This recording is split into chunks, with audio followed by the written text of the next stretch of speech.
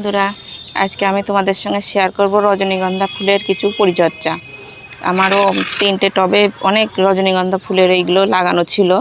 তো যেভাবে rail lily গাছের পরিচর্যা করতে হয় পুরো সেম পদ্ধতিতেই এই রজনীগন্ধারও সেই করতে হয় পরিচর্যা। এই টবে যখন আমার ছিল বানানো, এই টবটাতে ছিল, এটা সিমেন্টের আমারই করা, এই টবে ছিল 8 বছর কর, মোড়ে টোড়ে গাছগুলো পুরো শুকিয়ে গেছিলো। সেইটা আমি উপরকার থেকে তুলে তুলে কি করেছি, ওই বড় বড়গুলো, এই যে যেমন এইগুলো আমি তুলে রেখেছি, এইটা অন্য একটা জিনিসে বসাবো। এই যেমন এই যে এইগুলো বড়গুলো আমি একটা টবে দিয়েছি। যখন স্টিকগুলো বেরাবে তখন একসঙ্গে এই সবগুলো বেরাইয়ে গাছটা পুরো ঝোপালো শেপ নেবে। আর এইগুলো যেমন সব ছোট সাইজের, এইটা আমি আলাদা করে রেখেছি, এগুলো অন্য একটা টবে পুঁতবো। মনে একটা যদি ক্যারি ব্যাগে এরকম হয়তো থাকে, নার্সারি থেকে সব একটা প্যাকেটে এইভাবে করে থাকে, 3-4টে গাছ নিয়ে এসে, ওই একটা নিয়ে এসে কিনে নিয়ে এসে যদি একটা টবে দেওয়া যায়, তবে একটু ছিতরানো টবে দিতে হবে। দিয়ে একটা টবে একটা গাছ থেকে তখন অনেকটা গাছ হয়ে যাবে। তো এই আমি প্রথমে একটাই কিনেছিলাম, নার্সারিতে একটা প্যাকেটে ছিল, 5-6টা গাছ দিয়ে ছিল।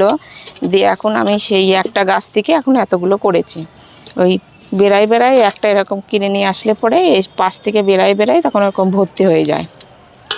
তো কেউ চারাও বিক্রি করে, আবার অনেকে রাস্তার ধারে কি করে বসে এইভাবে করে শুকনো শুকনো সব বিক্রি করে।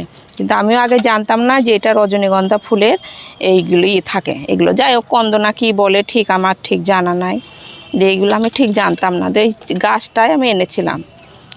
তো তোমরা যদি এইভাবে নার্সারি থেকে যাও কি রাস্তার ধারে যাও বিক্রি করছে রজনীগন্ধার এগুলো গাছ, তো তোমরা কি করবা, এই ছোটোগুলো না নিয়ে, এই ছোটোগুলোর আবার দাম কম, এই ছোটোগুলো তোমরা যদি হয়তো 20 টাকার নিতে পারো, ওজনে দেয়, কেউ কেউ ওজনেই বেশিরভাগ এখন দেয় দেখি।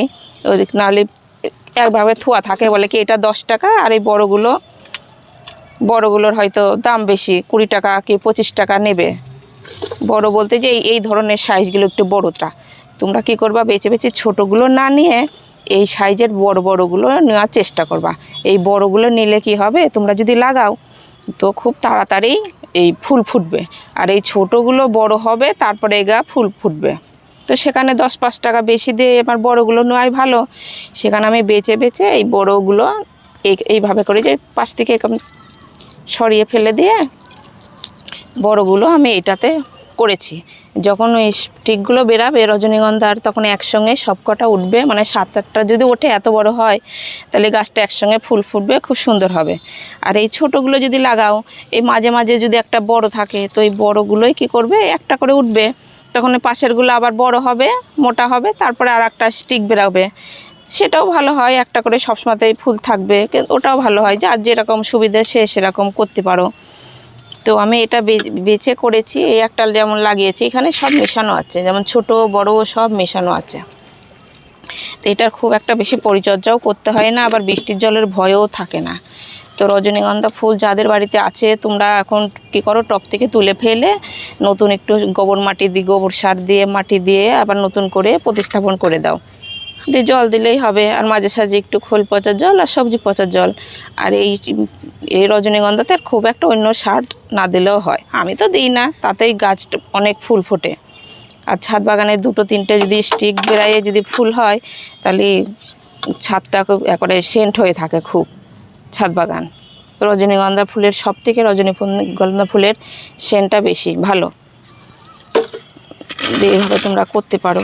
আর যেমন তোমরা কিভাবে প্রতিস্থাপন করবা সেটাও আমি দেখাচ্ছি। যেমন একটা টব নিয়েছি, কিন্তু টবের যে কোনো টবের ড্রেনেজ সিস্টেমটা খুব ভালো করতে হবে। এইভাবে করে খোলাম কুচি দিয়ে দিবা। অনেকেই কী করে এর উপরে বালি দেয়, তবে মাটিটা যদি ভালো তৈরি করা থাকে, বালি টালি কি দেওয়ার কোনো প্রয়োজন নাই।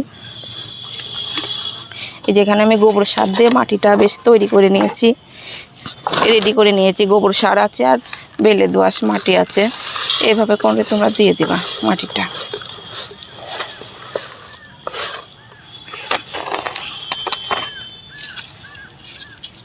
এতটা পরিমাণে খালি রেখে, যেমন যে এখানে আছে, এইভাবে করে তোমরা বসিয়ে দিবা।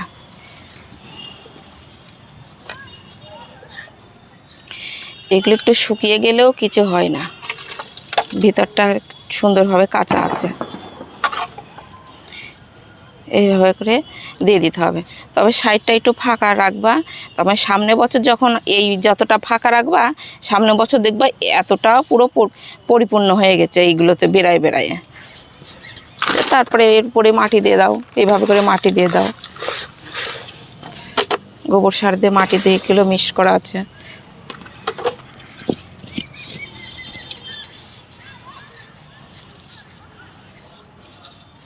ব্যাস হয়ে গেল, আমার প্রতিস্থাপন হয়ে গেল। এইবার এর উপরে জল দিয়ে দিতে হবে, জল দিয়ে রেখে দিতে হবে।